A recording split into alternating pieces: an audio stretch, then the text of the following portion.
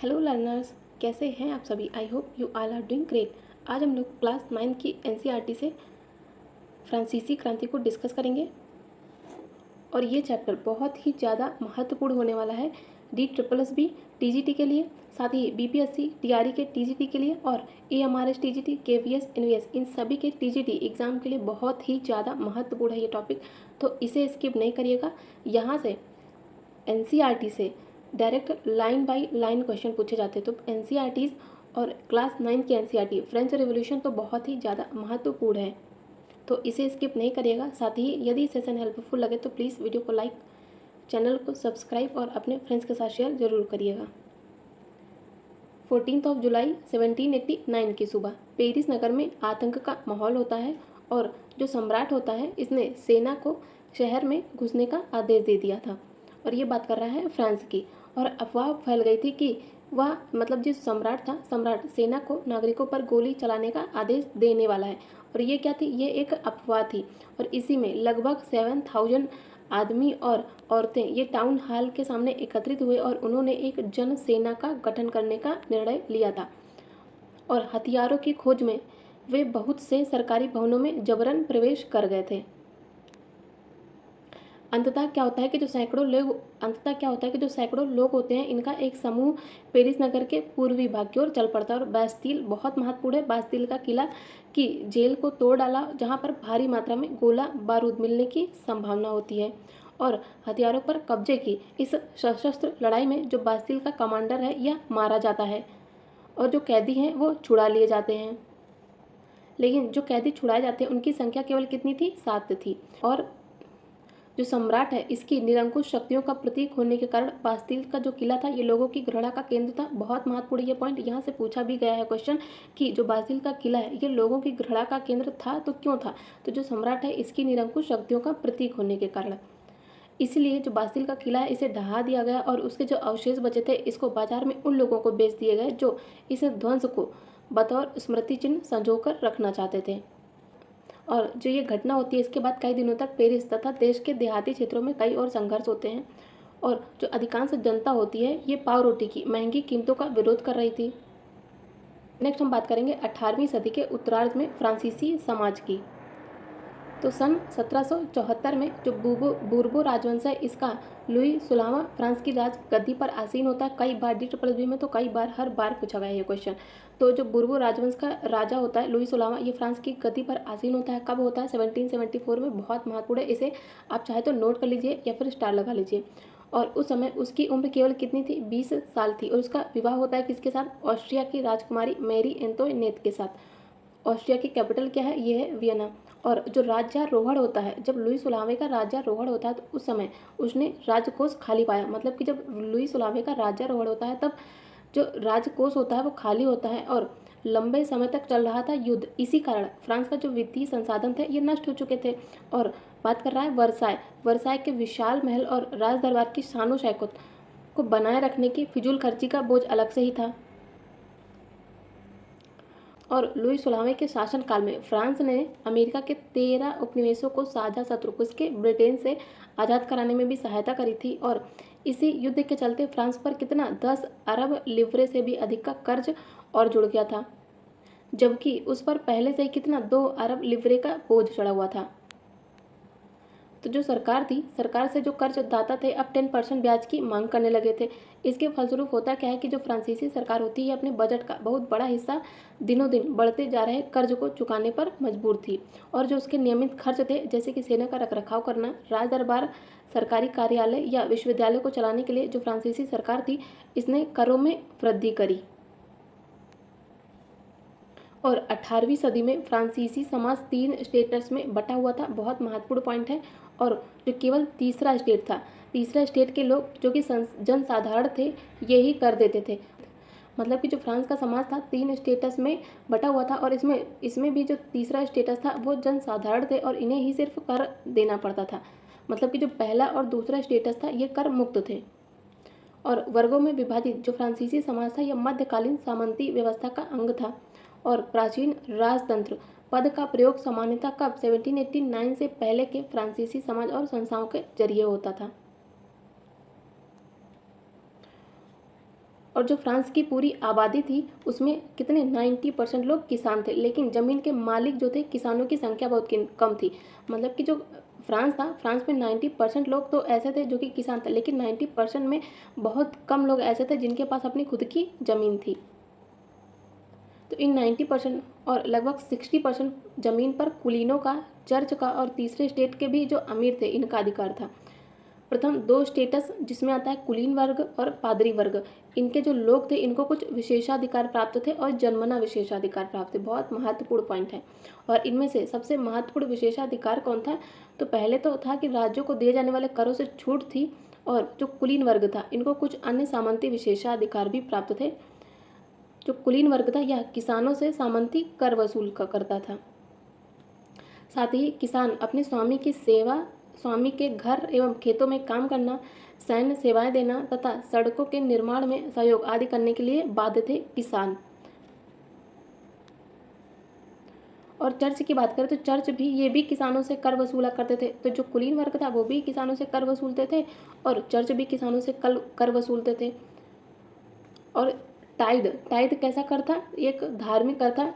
Tide के रूप में चर्च किसानों से कर वसूलता था और ऊपर से जो तीसरे स्टेट के तमाम लोग थे उनको सरकार को तो कर चुकाना ही होता था। और इन्हीं करों में जो टाइल होता है, टाइल क्या होता है? ये एक प्रत्यक्ष कर था और अनेक अप्रत्यक्ष कर भी शामिल थे। तो किसानों को कई प्रकार के कर देने पड़ते थे। साथ ही अप्रत्यक्ष कर नमक और तंबाकू जैसी रोजाना उपभोग की वस्तुओं पर भी लगाया जाता था। तो नमक और तंबाकू पर कैसा कर था? अप्रत्यक्ष कर था। इसी प्रकार राज्य के वित्तीय कामकाज का जितना बोझ था वो करों के माध्यम से जनता वहन करती थी, क्योंकि राजकोष तो खाली हो चुका था। तो करों के माध्यम से जितने भी वित्तीय कार्य थे उनका बोझ जनता के ऊपर डाल दिया गया था। तो बताया गया था। तो जो फ्रांस का समाज था 3 स्टेटस में डिवाइड था, प्रथम, द्वितीय एंड तृतीय। तो फर्स्ट में आते थे पादरी और सेकंड में आते थे कुलीन वर्ग, और इन दोनों को ही जन्मना विशेषाधिकार भी प्राप्त थे और इन्हें कर से छूट भी थी। साथ ही यदि बात करें हम तीसरे स्टेटस की, तो ये भी अगेन 3 स्टेटस में डिवाइड था, जिसमें पहले में आता था बड़े व्यवसायी, व्यापारी, अदालती कर्मचारी और वकील आदि आते थे। सेकंड में आते थे किसान और कारीगर, एंड थर्ड में आते थे जो छोटे किसान होते थे, भूमिहीन, मजदूर होते थे और नौकर, ये सभी थर्ड में आते थे। और बात की गई है लिवरे की। लिवरे क्या थी? ये फ्रांस की मुद्रा थी। इसे 1794 में भी समाप्त भी कर दिया गया था। साथ ही स्टेटस क्या होता था? स्टेट क्या होता था? तो ये क्रांति पूर्व फ्रांसीसी समाज में सत्ता और सामाजिक हैसियत को अभिव्यक्त करने वाली श्रेणी होती थी। और यदि बात करें पादरी वर्ग की, तो चर्च के विशेष कार्यों को करने वाले व्यक्तियों का एक समूह होता था पादरी वर्ग। टाइथ क्या होता था? तो ये चर्च द्वारा वसूल किया जाने वाला कर होता था जो कि किसानों से वसूल किया जाता था, और यह जो कर था कृषि उपज के 10वें हिस्से, मतलब 10वें हिस्से के बराबर होता था टाइल। और टाइल क्या होता था? ये एक प्रकार का प्रत्यक्ष कर होता था, यानी कि इसे सीधे राज्य को अदा किया जाने वाला कर होता था।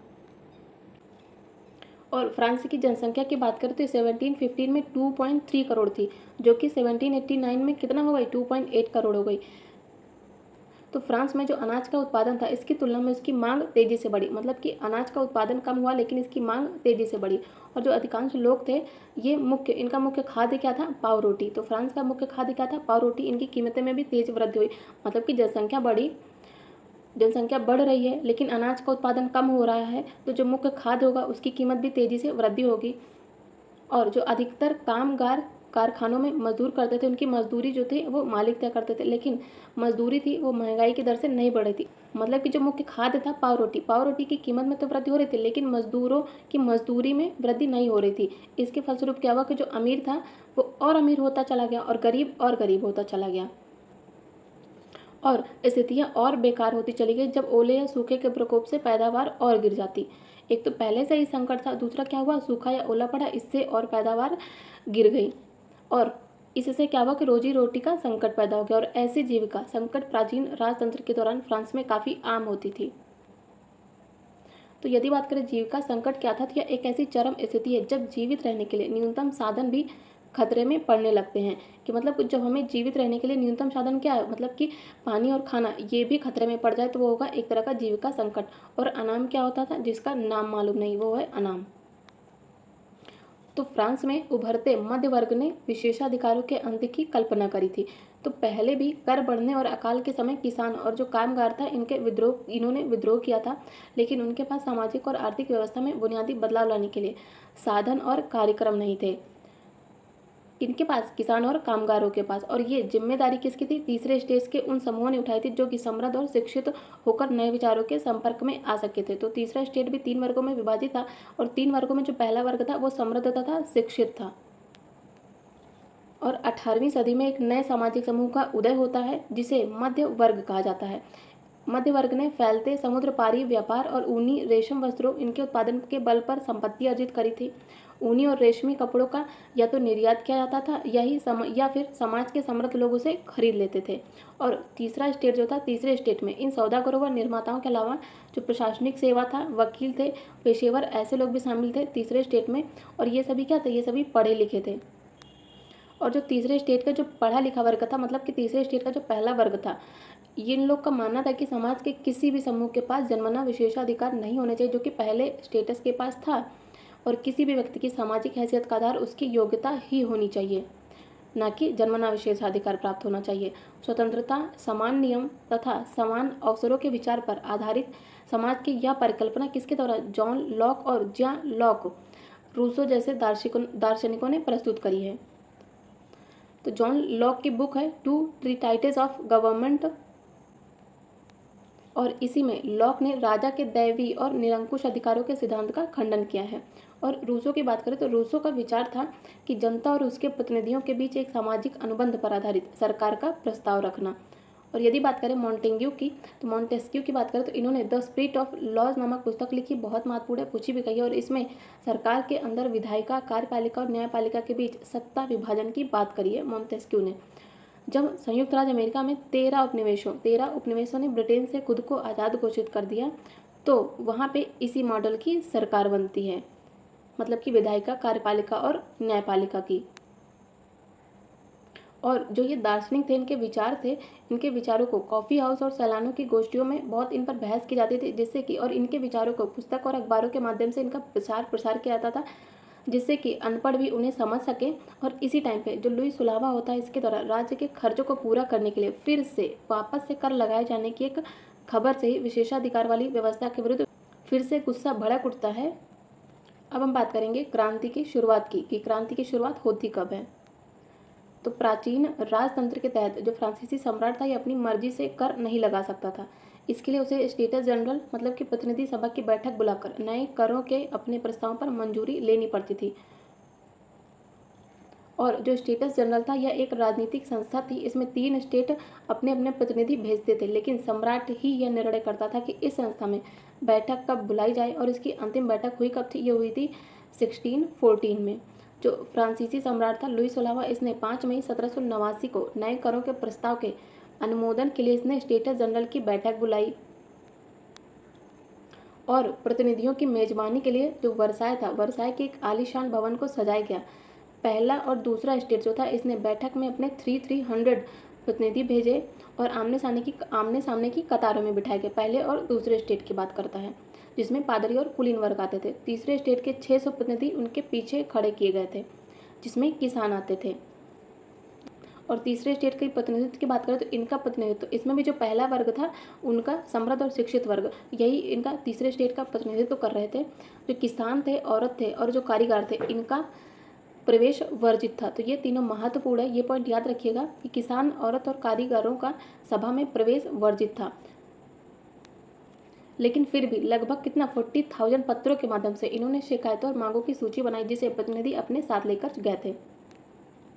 और स्टेटस जनरल के नियमों के अनुसार जो प्रत्येक वर्ग था उसको एक मत देने का अधिकार था। और इस बार भी क्या होता है कि लुई सोलावा इसी प्रथा का पालन करने के लिए दृढ़ प्रतिज्ञ था। लेकिन जो तीसरा वर्ग था, इनके प्रतिनिधियों ने मांग रखी कि इस बार पूरी सभा द्वारा मतदान कराया जाना चाहिए। लेकिन क्या होता है कि जिसमें कि प्रत्येक सदस्य को एक मत देने का अधिकार होगा। और यह एक प्रकार का लोकतांत्रिक सिद्धांत था, जिसे मिसाल के तौर पर रूसो की बुक किसमें, द सोशल कॉन्ट्रैक्ट में प्रस्तुत किया गया है।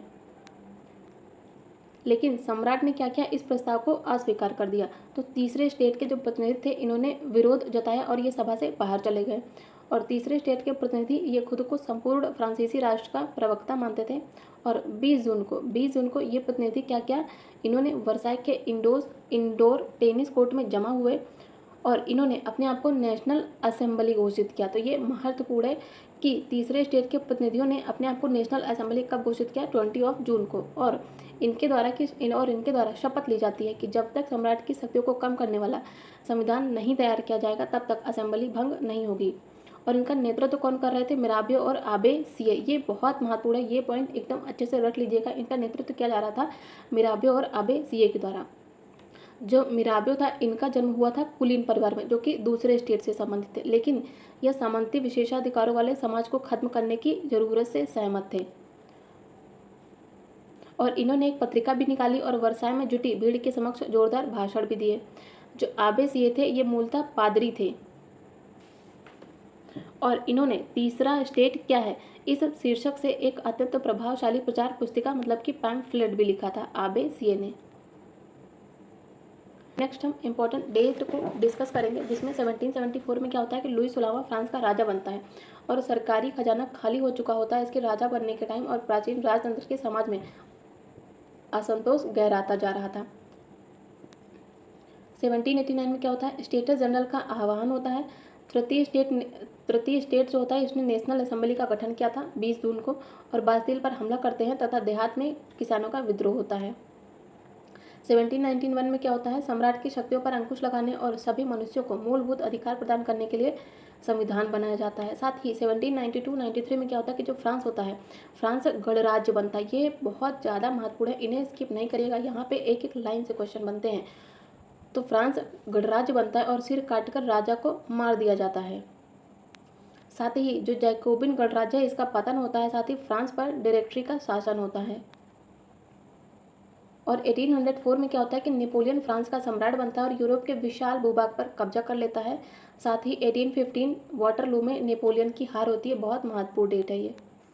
तो जिस वक्त नेशनल असेंबली संविधान का प्रारूप तैयार करने में व्यस्त था, उस टाइम पे पूरा फ्रांस आंदोलित हो रहा था और कड़ाके की ठंड पड़ी फ्रांस में। इसी कारण फसल क्या होती है, फसल बेकार हो जाती है और पाव रोटी की कीमतें आसमान छू रही थी। जो बेकरी मालिक थे, इन्होंने स्थिति का फ़ायदा उठाया और जमाखोरी में जुट गए। मतलब कि जो कीमतें छू रही थी, मतलब कि महंगी हो रही थी पाव रोटी, तो वो क्या कर रहे थे, उसकी जमाखोरी कर रहे थे, उसे और जमा कर रहे थे। और जो बेकरी की दुकान थी, इन पर घंटों इंतजार करना पड़ता था और इसी इंतजार की वजह से गुस्साई औरतों की भीड़ ने दुकान पर धावा बोल दिया। और दूसरी तरफ जो सम्राट था, इसने सेना को पेरिस में प्रवेश करने का भी आदेश दे दिया। जो क्रुद्ध भीड़ थी, इसने 14 जुलाई को बास्तिल पर धावा बोलकर उसे नेस्तनाबूद कर दिया। और देहाती इलाके जो थे, यहाँ पे गांव-गांव में अफवाह फैल गई कि जागीरों के मालिकों ने भाड़ों पर लठैतों और लुटेरों के गिरोह बुला लिए हैं, जो कि पकी हुई उनकी फसलें हैं उनको तबाह करने के लिए निकल पड़े थे। साथ ही इसी की वजह से कई जिलों में भय से आक्रांत होकर जो किसान थे, इन्होंने कुदालों और बेलचों से ग्रामीण किलों पर आक्रमण कर दिए और उन्होंने अन्न भंडारों को लूट लिया। किसने? किसानों ने। साथ ही लगान संबंधी दस्तावेजों को भी जलाकर इन्होंने राख कर दिए। और जो कुलीन थे, ये बड़ी संख्या में अपनी जागीरें छोड़कर भाग गए। जो बहुत सारे थे, इन्होंने तो पड़ोसी देशों में जाके शरण ली थी। और अपने विद्रोही प्रजा की शक्ति का अनुमान करके जो लुई 16वां था, इसने अंततः नेशनल असेंबली को मान्यता दे दी और इसके द्वारा यह भी मान लिया गया कि उसकी सत्ता पर अब से संविधान का अंकुश होगा। और 4 अगस्त 1789 की रात को नेशनल असेंबली ने करों, कर्तव्यों और बंधनों वाली सामंती व्यवस्था के उन्मूलन का आदेश पारित किया जाता है। और जो पादरी वर्ग थे, इनके लोगों को भी अपने विशेषाधिकारों को छोड़ देने के लिए विवश किया जाता है। जो धार्मिक कर था, जो कि चर्च वसूलता था किसानों से, इसे भी समाप्त कर दिया जाता है और चर्च के स्वामित्व वाली भूमि को भी जब्त कर लिया जाता है। और इसी प्रकार कम से कम 20 अरब लिवरे की संपत्ति सरकार के हाथ में आ जाती है। इसी के साथ क्या होता है, जो फ्रांस का संवैधानिक है वो राजतंत्र बनता है। और नेशनल असेंबली ने 1791 में संविधान का प्रारूप पूरा कर लिया था। इसका उद्देश्य क्या था कि जो सम्राट की शक्तियाँ थी उनको सीमित करना। एक व्यक्ति के हाथ में केंद्रीकृत होने के बजाय इन शक्तियों को विभिन्न संस्थाओं, विधायिका, कार्यपालिका और न्यायपालिका में विभाजित और हस्तांतरित कर दिया जाए। इसी प्रकार फ्रांस में संवैधानिक राजतंत्र की नींव पड़ती है। संवैधानिक राजतंत्र में न्यायपालिका होती है, कार्यपालिका होती है और विधायिका होती है। कार्यपालिका में होता है सम्राट और होते हैं कौन? मंत्री। लेकिन सम्राट पर नियंत्रण किसका होता है? नेशनल असेंबली का। और मंत्री पर भी नियंत्रण होता है नेशनल असेंबली का। और नेशनल असेंबली का निर्वाचन कैसे होता है? वोट के द्वारा होता है, जिसमें पुरुष वोट देते हैं। 50,000 पुरुष होते हैं। और इन निर्वाचकों में भी कौन आते हैं? इनमें आते हैं सक्रिय मेंबर। मतलब कि जिन्हें मताधिकार प्राप्त होता है, और इनमें 2.8 करोड़ की जनसंख्या में केवल 40 लाख लोग ही होते हैं सक्रिय नागरिक। और निष्क्रिय नागरिक कौन थे? जिन्हें वोट का अधिकार नहीं था, मतलब कि जिन्हें मताधिकार नहीं प्राप्त होता, ये थे 30 लाख लोग, जिसमें पुरुष, महिलाएं, बच्चे और 25 वर्ष से कम उम्र के व्यक्ति थे जिनको मताधिकार नहीं प्राप्त था। ये जो सक्रिय नागरिक थे ये निर्वाचकों को वोट देते थे, और ये निर्वाचक चुनाव करते थे नेशनल असेंबली का, जो कि एक विधायिका थी। और यही सक्रिय नागरिक न्यायपालिका में न्यायाधीश का भी चुनाव करते थे। और 1791 में संविधान ने कानून बनाने का अधिकार नेशनल असेंबली को दे दिया। और नेशनल असेंबली जो थी यह अप्रत्यक्ष रूप से, मतलब कि इनडायरेक्ट चुनी जाती थी। सबसे पहले जो एक नागरिक था, एक निर्वाचक समूह का चुनाव करते थे, जो कि हम लोग देख चुके हैं टेबल में। और जो ये निर्वाचक समूह थे ये पुनः असेंबली के मेंबर्स को चुनते थे। और सभी नागरिकों को मताधिकार का आदेश नहीं था। इनमें से 25 वर्ष से अधिक उम्र वाले केवल ऐसे पुरुष, वही सक्रिय नागरिक, मतलब कि सक्रिय नागरिक क्या हो गए? जिन्हें मत का अधिकार हो।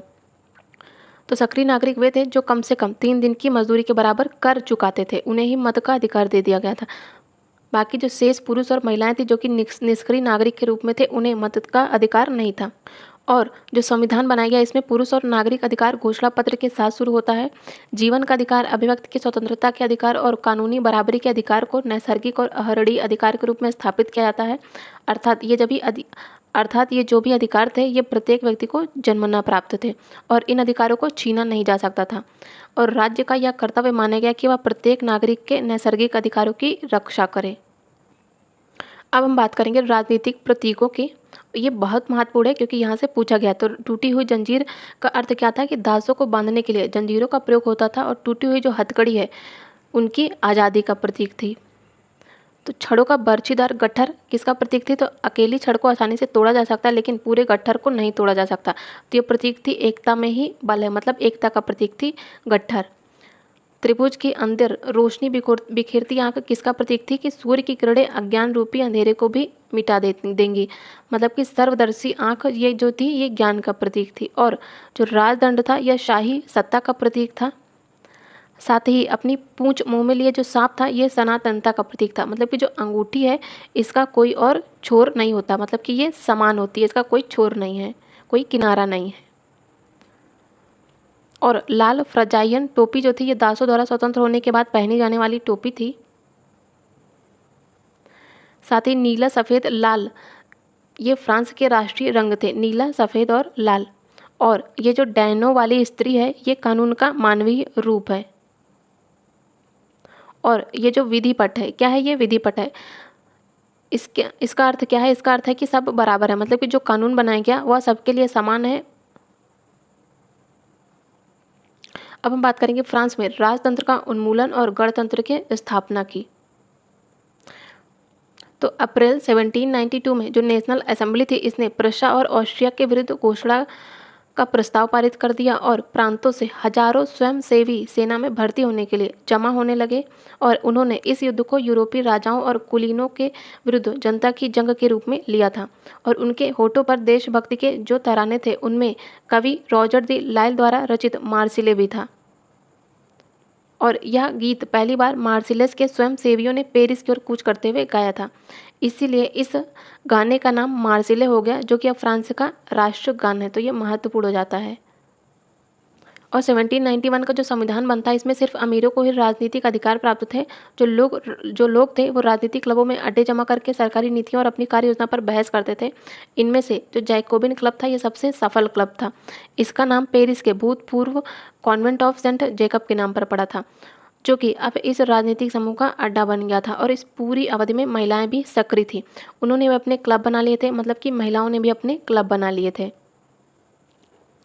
और जैकोबिन क्लब के सदस्य क्या थे? ये मुख्यतः समाज के कम समृद्धि हिस्से से आते थे। इनमें कौन था? इनमें छोटे दुकानदार शामिल थे, कारीगर शामिल थे। कौन कौन से? जैसे कि जूता बनाने वाले, पेस्ट्री, घड़ी साज, छपाई करने वाले व नौकर व दिहाड़ी मजदूर शामिल थे जैकोबिन क्लब के मेंबर्स में। इनका नेता कौन था? Maximilien Robespierre. महत्वपूर्ण है ये। और जैकोबिनों के एक बड़े वर्ग ने गोदी कामगारों की तरह धारीदार लंबी पतलून पहनने का भी निर्णय लिया। ऐसा उन्होंने समाज के फैशन परस्त वर्ग, खास तौर से घुटने तक पहने जाने वाले ब्रीचेस, जिसे घुटन्ना बोला जाता है, पहनने वाले कुलीनों से खुद को अलग करने के लिए किया था। और यह जो ब्रीचेस था, ये ब्रीचेस पहनने वाले कुलीनों की सत्ता समाप्ति के ऐलान का उनका एक तरीका था। तो यदि बात करें कॉन्वेंट की, कॉन्वेंट क्या था, तो ये धार्मिक जीवन को समर्पित समूह की इमारत थी। और इसी कारण जो जैकोबिन था, इनको 100 कुलातों के नाम से भी जाना गया, जिसका शाब्दिक अर्थ क्या था, बिना घुटनने वाले, क्योंकि वो घुटन ना पहनते थे। और 100 कुलात पुरुष लाल रंग की टोपी भी पहनते थे, जो कि स्वतंत्रता का प्रतीक थी, लेकिन जो महिलाएं थीं उनको ऐसा करने की अनुमति नहीं दी गई थी। 1792 की गर्मियों में जैकोबिनों ने खाद्य पदार्थों की महंगाई और अभाव से नाराज जो पेरिस वासी थे, उनको लेकर एक विशाल हिंसक विद्रोह की योजना बनाई और 10 अगस्त की सुबह उन्होंने ट्यूलेरिए के महल पर धावा बोल दिया और राजा के रक्षक जो थे उनको मार डाला और खुद राजा को कई घंटों तक बंधक बनाए रखा। लेकिन बाद में असेंबली जो थी, इसने शाही परिवार को जेल में डाल देने का प्रस्ताव पारित किया और नए चुनाव कराए जाते हैं और 21 वर्ष से अधिक उम्र वाले सभी पुरुषों, चाहे उनके पास संपत्ति हो या ना हो, इनको मताधिकार का आदेश दिया जाता है। और ये पहली बार दिया जाता है, क्योंकि इसके पहले सिर्फ सक्रिय नागरिक को ही मत का अधिकार था। और नवनिर्वाचित जो असेंबली होती है, इसको कन्वेंशन नाम दिया जाता है। और 21 सितंबर 1792 को इसने राजतंत्र का अंत कर दिया। किसने? कन्वेंशन ने। और फ्रांस को एक गणतंत्र घोषित कर दिया। यदि बात करें गणतंत्र क्या है, तो गणतंत्र सरकार का वह रूप है जहाँ पर सरकार और उसके प्रमुख का चुनाव जनता द्वारा किया जाता है और यह वंशानुगत राजशाही नहीं होती है। और लुई 16वां जो था, इसको न्यायालय के द्वारा देशद्रोह के आरोप में मौत की सजा सुनाई जाती है। और 21 जनवरी 1793 को प्लेस डी लॉ कॉनकॉर्ड में उसे सार्वजनिक रूप से फांसी दे दी जाती है। और उसकी जो रानी थी मैरी एंटोनेट, जो कि ऑस्ट्रिया की राजकुमारी थे, इनका भी यही हश्र होता है। तो यदि बात करें देशद्रोह की, तो देशद्रोह क्या था? यह अपने देश या सरकार से विश्वासघात करना ही देशद्रोह कहलाता है। और 1793 से लेकर 1794 तक के काल को आतंक का युग कहा गया है। बहुत महत्वपूर्ण है ये। रोबेस्पियर जो था, इसने नियंत्रण एवं दंड की सख्त नीति अपनाई थी। इसके अकॉर्डिंग गणतंत्र के जो भी शत्रु थे, कुलीन और पादरी, अन्य राजनीतिक दलों के सदस्य और उसकी कार्यशैली से असहमत रखने वाले जो कि पार्टी मेंबर थे, उन सभी को गिरफ्तार करके जेल में डाल दिया गया और एक क्रांतिकारी न्यायालय के द्वारा उन पर मुकदमा चलाया जाता है। और यदि न्यायालय उन्हें दोषी पाता तो गिलोटिन था, गिलोटिन पर चढ़ाकर उनका सिर कलम कर दिया जाता था। गिलोटिन था क्या? तो ये 2 खंभों के बीच लटकते आरी वाली एक तरह की मशीन थी। इस पर रखकर अपराधी का सिर धड़ से अलग कर दिया जाता था। इसका आविष्कार किसके द्वारा किया गया था? डॉक्टर गिलोटिन के द्वारा, और इन्हीं के नाम पर पड़ा इसका नाम। और जो रोबेस्पियर था, ये सरकार ने, और रोबेस्पियर गवर्नमेंट जो थी, इसने कानून बनाकर मजदूर और कीमतों की अधिकतम सीमा तय कर दी। गोश्त और पाव रोटी की राशनिंग कर दी गई और किसान जो थे, इनको अपना अनाज शहरों में ले जाकर सरकार द्वारा तय कीमतों पर बेचने के लिए बाध्य किया जाता था। साथ ही अपेक्षाकृत महंगे सफ़ेद आटे के इस्तेमाल पर रोक लगा दी जाती थी और सभी नागरिकों के लिए साबुत गेहूं से बनी और बराबरी का प्रतीक मानी जाने वाली जो कि समता रोटी थी, इसको खाना अनिवार्य कर दिया गया। और बोल चाल और संबोधन में भी बराबरी का आचार व्यवहार लागू करने की कोशिश की गई। तो परंपरागत मॉन्स्यूर जो कि महाशय और मदाम मतलब कि महोदया, इनके स्थान पर अब सभी फ्रांसीसी पुरुष और महिलाओं को सितोयन, जिसका अर्थ क्या है नागरिक, और सितोयीन, जिसका अर्थ है नागरिका, नाम से संबोधित किया जाने लगा था। मतलब कि मदाम और महाशय के संबोधन को बंद कर दिया जाता है रोबेस्पियर के द्वारा। रोबेस्पियर जो होता है, इसने अपनी नीतियों को इतनी सख्ती से लागू किया कि इसके द्वारा इसके जो भी समर्थक थे, ये भी त्राही करने लगे थे। अंततः क्या होता है, जुलाई 1794 में न्यायालय के द्वारा इसे भी दोषी ठहराया गया और गिरफ्तार करके अगले ही दिन इसे गिलोटिन पर चढ़ा दिया जाता है। तो इसका भी वही अंत होता है जो यह दूसरों के साथ करता है। अब हम बात करेंगे डायरेक्टरी शासित फ्रांस की। तो जैकोबिन सरकार के पतन के बाद मध्य वर्ग के संपन्न तबके के पास सत्ता आ जाती है और नए संविधान के तहत संपत्ति विहीन तबके को मताधिकार से वंचित कर दिया गया था। इस संविधान में दो चुनी गई विधान परिषदों का प्रावधान था। इन परिषदों में कितने मेंबर थे? 5 मेंबर वाली एक कार्यपालिका थी। डायरेक्टरी को नियुक्त किया गया था और इसी प्रावधान के जरिए जैकोबिनों के शासन काल वाली एक व्यक्ति केंद्रित कार्यपालिका से बचने की कोशिश की जाती है। लेकिन डायरेक्टरी का झगड़ा अक्सर विधान परिषदों से होता और तब क्या होता कि तब परिषद उन्हें बर्खास्त करने की चेष्टा करती थी। और डायरेक्टरी की राजनीतिक अस्थिरता ने सैनिक तानाशाह नेपोलियन बोनापार्ट के उदय का मार्ग प्रशस्त कर दिया और सरकार के स्वरूप में इन सभी परिवर्तन हुए, इनके दौरान स्वतंत्रता, विधि सम्मत समानता और बंधुत्व प्रेरक आदर्श बने रहे। और इन्हीं मूल्यों ने आगामी सदी में न सिर्फ फ्रांस बल्कि जो भी यूरोप था, यूरोप के राजनीतिक आंदोलनों को भी प्रेरित किया था। अब हम बात करेंगे कि क्या फ्रांस में महिलाओं के लिए भी क्रांति होती है। तो महिलाएं शुरू से ही फ्रांसीसी समाज में इतने अहम परिवर्तन लाने वाली गतिविधियों में सक्रिय रूप से शामिल थी, तो उन्हें उम्मीद थी कि उनकी भागीदारी क्रांतिकारी सरकार को उनका जीवन सुधारने हेतु ठोस कदम उठाने के लिए प्रेरित करेगी। और तीसरे स्टेट के जो अधिकांश महिलाएं थीं जिनका जीविका निर्वाह के लिए काम करती थी, जो कि ये सिलाई बुनाई कपड़ों की धुलाई करती थी और बाजारों में फल फूल सब्जियां बेचती थी, या कि संपन्न घरों में घरेलू काम करती थी। ये बहुत सारी महिलाएं वेश्यावृत्ति करती थी और अधिकांश महिलाओं के पास पढ़ाई लिखाई और व्यावसायिक प्रशिक्षण के मौके नहीं थे। केवल कुलीनों की लड़कियां या तीसरे स्टेट के धनी परिवारों की लड़कियां ही कॉन्वेंट में पढ़ पाती थी। उसके बाद क्या होता था, उनकी शादी कर दी जाती थी और जो कामकाजी महिलाएं थी उनको अपने परिवार का पालन पोषण भी करना पड़ता था, जैसे कि खाना पकाना, पानी लाना, लाइन लगाकर पाव रोटी लाना और बच्चों की देखरेख करना। और इनकी मजदूरी पुरुषों की तुलना में भी कम थी, कामकाजी महिलाओं की मजदूरी। तो महिलाओं ने अपने हितों की हिमायत करने और उन पर चर्चा करने के लिए खुद के राजनीतिक क्लब शुरू किए और अखबार निकाले, और फ्रांस के विभिन्न नगरों में भी महिलाओं के लगभग 60 क्लब भी अस्तित्व में आए थे। इन्हीं में प्रमुख था the society of revolutionary and Republican women. ये सबसे मशहूर क्लब था और इनकी प्रमुख मांग थी कि महिलाओं को पुरुषों के समान राजनीतिक अधिकार प्राप्त हों। और महिलाएं इस बात से निराश हुई थी कि उन्हें 1791 के संविधान में निष्क्रिय नागरिक का दर्जा दिया गया और उन्हें मतदान का अधिकार नहीं दिया गया। तो जो महिलाएं थीं, इन्होंने मतदान के अधिकार, असेंबली के लिए चुने जाने तथा राजनीतिक पदों की मांग रखी। तो महिलाओं ने मताधिकार का, असेंबली के लिए चुने जाने और राजनीतिक पदों की मांग रखी। महिलाओं का मानना था कि तभी नई सरकार में उनके हित का प्रतिनिधित्व हो पाएगा। तो प्रारंभिक वर्षों में क्रांतिकारी सरकार जो थी, इसने महिलाओं के जीवन में सुधार लाने वाले कुछ कानून लेकर तो आए, लागू भी किए, सरकारी विद्यालयों की स्थापना भी की, साथ ही सभी लड़कियों के लिए स्कूली शिक्षा को भी अनिवार्य बना दिया। और अब उनके जो पिता थे, उनकी मर्जी के खिलाफ शादी के लिए बाध्य नहीं कर सकते थे, और साथ शादी को स्वैच्छिक अनुबंध माना गया और नागरिक कानूनों के तहत उनका पंजीकरण भी किया जाने लगा। साथ ही जो तलाक था, इसको कानूनी रूप भी दे दिया गया और मर्द औरत दोनों को ही इसकी अर्जी देने का अधिकार दिया गया। अब जो महिलाएं थी इन्हें व्यावसायिक प्रशिक्षण ले सकती थी, कलाकार बन सकती थी और छोटे मोटे व्यवसाय भी चला सकती थी। फिर भी राजनीतिक अधिकारों के लिए महिलाओं का संघर्ष जारी था, क्योंकि उन्हें मतदान का अधिकार नहीं था। जो आतंक का राज आता है 1793 से 94 के बीच में, रोबेस्पियर के टाइम पर, इसी के दौरान सरकार ने महिला क्लबों को बंद करने और उनकी राजनीतिक गतिविधियों पर प्रतिबंध लगाने वाला कानून भी लागू किया। और इसी में कई जानी मानी महिलाओं को गिरफ्तार भी कर लिया जाता है और उनमें से कुछ को फांसी पर भी चढ़ा दिया जाता है। मताधिकार और समान वेतन के लिए महिलाओं का आंदोलन अगली सदी में भी उनके देशों में भी चलता रहा है। मतदान का संघर्ष 19वीं सदी के अंत में एवं 20वीं सदी के प्रारंभ तक अंतर्राष्ट्रीय मताधिकार आंदोलन के जरिए जारी रहा था। क्रांतिकारी आंदोलन के दौरान जो फ्रांसीसी महिलाएं थी, इनकी राजनीतिक सरगर्मियों को प्रेरक समृद्धि के रूप में जिंदा रखा गया। इसी के साथ 1946 में फ्रांस की महिलाओं को मताधिकार दिया जाता है। तो क्रांतिकारी महिला थी ओलंप दे गूज। ये फ्रांस की राजनीतिक रूप से सक्रिय महिलाओं में सबसे महत्वपूर्ण थी। इन्होंने संविधान तथा पुरुष एवं नागरिक अधिकार घोषणा पत्र का विरोध किया था। क्यों? क्योंकि इसमें महिलाओं को मानव मात्र के मूलभूत अधिकारों से वंचित रखा गया था।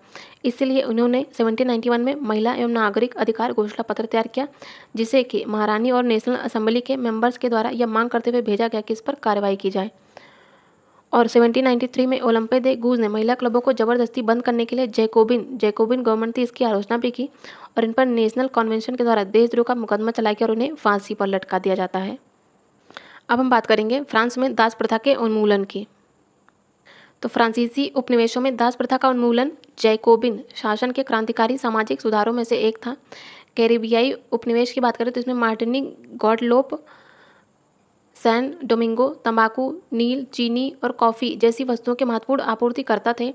अपरिचित एवं दूर देश जाने और काम करने के प्रति यूरोपियों की अनिच्छा का मतलब था कि बागानों में श्रम की कमी, और इसी कमी को यूरोप, अफ्रीका और अमेरिका के बीच त्रिकोणीय दास व्यापार द्वारा पूरा किया गया था। दास व्यापार यह 17वीं शताब्दी में शुरू होता है। फ्रांसीसी सौदागर बोर्दे या नॉन्ते बंदरगाह से अफ्रीका तट पर जहाज ले जाते थे, जहां वे स्थानीय सरदारों से दास खरीदते थे और दासों को दाग कर हथकड़ियां डालकर अटलांटिक महासागर के पार कैरिबियाई देशों तक 3 माह की लंबी समुद्री यात्रा के लिए जहाज़ों में ठूस दिया जाता था और वहां पे उन्हें बागान मालिकों को बेच दिया जाता था। और दास श्रम के बल पर यूरोपीय बाजारों में चीनी, कॉफ़ी और नील की बढ़ती मांग को पूरा करना संभव हुआ था। बोर्दे और नौनते जैसे जो बंदरगाह थे ये फलते फूलते दास व्यापार के कारण ही समृद्ध नगर बने थे। तो जो 18वीं सदी में जो फ्रांस था, फ्रांस में दास प्रथा की निंदा नहीं होती है और नेशनल असेंबली में भी लंबी बहस हुई कि व्यक्ति के मूलभूत अधिकार जो थे ये उपनिवेशों में रहने वाली प्रजा सहित समस्त फ्रांसीसी प्रजा को प्रदान किए जाएं या नहीं। लेकिन दास व्यापार पर निर्भर जो व्यापारी थे इनके विरोध के बहस है जो नेशनल असेंबली था इसमें कानून नहीं पारित किया जाता। लेकिन 1794 के कन्वेंशन ने फ्रांसीसी उपनिवेशों में सभी दासों की मुक्ति का कानून पारित कर दिया और यह कानून जो होता है ये एक छोटी सी अवधि तक ही लागू रहता है और क्योंकि 10 वर्ष बाद नेपोलियन ने दास प्रथा पुनः शुरू कर दी और जो बागान मालिक थे इनको अपने आर्थिक हित साधने के लिए अफ्रीकी निग्रो लोगों को गुलाम बनाने की स्वतंत्रता मिल जाती है और फ्रांसीसी उपनिवेशों से अंतिम रूप से दास प्रथा का उन्मूलन कब होता है 1848 में। तो यदि बात करें निग्रो की तो ये अफ्रीका में सहारा रेगिस्तान के दक्षिण में रहने वाले स्थानीय लोग थे और यह एक अपमानजनक शब्द है, इसका अब प्रायः इस्तेमाल नहीं किया जाता निग्रो शब्द का। 1789 में फ्रांस की क्रांति से बाद के वर्षों में फ्रांस के पुरुष और महिला और बच्चों के जीवन में ऐसे अनेक परिवर्तन आते हैं कि क्रांतिकारी सरकारों ने कानून बनाकर स्वतंत्रता और समानता के आदेशों को रोजाना की जिंदगी में उतारने का प्रयास भी किया। और बास्तील के विध्वंस के बाद 1789 की गर्मियों में जो सबसे महत्वपूर्ण कानून अस्तित्व में आता है वह था सेंसरशिप की समाप्ति। तो प्राचीन राजतंत्र के अंतर्गत तमाम लिखित सामग्री और सांस्कृतिक गतिविधियों जिनमें किताब, अखबार, नाटक ये जो थे इनको राजा के सेंसर अधिकारियों के द्वारा पास किए जाने के बाद ही प्रकाशित या मंचित किया जा सकता था। लेकिन अब जो अधिकार थे इनके घोषणा पत्र ने भाषण और अभिव्यक्ति की स्वतंत्रता को नैसर्गिक अधिकार घोषित कर दिया था। इसी का परिणाम स्वरूप फ्रांस के शहरों में अखबार, पर्चों, पुस्तकों और छपी हुई तस्वीरों की बाढ़ आ जाती है और जहाँ से वह तेजी से गांव देहात तक पहुँच सकी थी। उनमें फ्रांस की घट रही घटनाओं और परिवर्तनों का ब्यौरा और उन पर टिप्पणी होती थी जो भी अखबार, पर्चे और पुस्तकें होती थी। प्रेस की स्वतंत्रता की बात करें तो प्रेस की स्वतंत्रता का मतलब ये था कि किसी भी घटना पर परस्पर विरोधी विचार भी व्यक्त किए जा सकते हैं और प्रिंट के माध्यम का उपयोग करके एक पक्ष ने दूसरे पक्ष को अपने दृष्टिकोण से सहमत कराने की भी कोशिश करी। नाटक, संगीत और उत्सवी जुलूसों में असंख्य लोग जाने लगे थे। स्वतंत्रता और न्याय के बारे में राजनीतिज्ञों व दार्शनिकों के पांडित्यपूर्ण लेखन को समझने और उससे जुड़ने का यह लोकप्रिय तरीका था। क्योंकि जो किताब थे इनको पढ़ना तो मुट्ठी भर शिक्षितों के लिए ही संभव था ना, इसीलिए जो नाटक होते थे नाटक के द्वारा जो पढ़े लिखे नहीं थे वो समझ सकते थे। तो 1804 में नेपोलियन बोनापार्टा ने खुद को फ्रांस का सम्राट घोषित कर दिया और उसने पड़ोस के यूरोपीय देशों की विजय यात्रा शुरू की और पुराने राजवंशों को हटाकर उसने नए साम्राज्य बनाए और उनकी जो बागडोर थी अपने खानदान के लोगों के हाथों में दे दी। किसने? नेपोलियन बोनापार्टा ने। और नेपोलियन जो था ये खुद को यूरोप के आधुनिकीकरण का अग्रदूत मानता था और उसने निजी संपत्ति की सुरक्षा के कानून बनाए और दशमलव पद्धति पर आधारित नाप तौल की एक समान प्रणाली भी चलाई। ये सभी बहुत महत्वपूर्ण पॉइंट हैं। तो शुरू में क्या हुआ कि बहुत सारे जो लेख थे ये नेपोलियन को मुक्त दाता समझते थे। क्योंकि उससे जनता को स्वतंत्रता दिलाने की उन्हें उम्मीद लगती थी, पर जल्द ही उसकी सेनाओं को लोग हमलावर भी मानने लगे। आखिरकार 1815 में वाटरलू में नेपोलियन बोनापार्टा की हार होती है और यूरोप के बाकी हिस्सों में मुक्ति और आधुनिक कानूनों को फैलाने वाले उसके क्रांतिकारी उपायों का असर उसकी मृत्यु के काफ़ी समय बाद आता है। और स्वतंत्रता और जनवादी अधिकारों के विचार जो थे ये फ्रांसीसी क्रांति के सबसे महत्वपूर्ण विरासत थे। ये विचार 19वीं सदी में फ्रांस से निकलकर बाकी यूरोप में फैले। इन्हीं के कारण वहाँ सामंती व्यवस्था का नाश होता है और औपनिवेशिक समाजों ने संप्रभु राष्ट्र राज्य के स्थापना के अपने आंदोलनों में दासता से मुक्ति के विचार को नई परिभाषा दी। भारत में टीपू सुल्तान और राजा राममोहन राय दो ऐसे क्रांतिकारी रहे जिन्होंने फ्रांस में उपजे विचारों से प्रेरणा ली थी। तो हम लोगों ने संपूर्ण फ्रांसीसी क्रांति को डिस्कस किया है। ये आने वाले सभी टीजीटी एग्जाम के लिए बहुत ज़्यादा महत्वपूर्ण है। यहाँ की हर एक लाइन महत्वपूर्ण है, तो इसकी एक भी लाइन स्किप नहीं करिएगा। इसके बाद हम लोग इसका नेक्स्ट पार्ट लाएंगे, मतलब कि रूसी क्रांति, रशियन रेवोल्यूशन को डिस्कस करेंगे। तो सेशन यदि हेल्पफुल लगे तो प्लीज़ वीडियो को लाइक, चैनल को सब्सक्राइब और अपने फ्रेंड्स के साथ शेयर जरूर करिएगा। इसी के साथ मैंने DSSB के PYQs भी कराए हैं, जिसकी एक सेपरेट प्ले लिस्ट भी है। आप लोग चाहे तो ज़रूर जाके देखिएगा, बहुत ही ज़्यादा हेल्पफुल होगी। Thank you so much.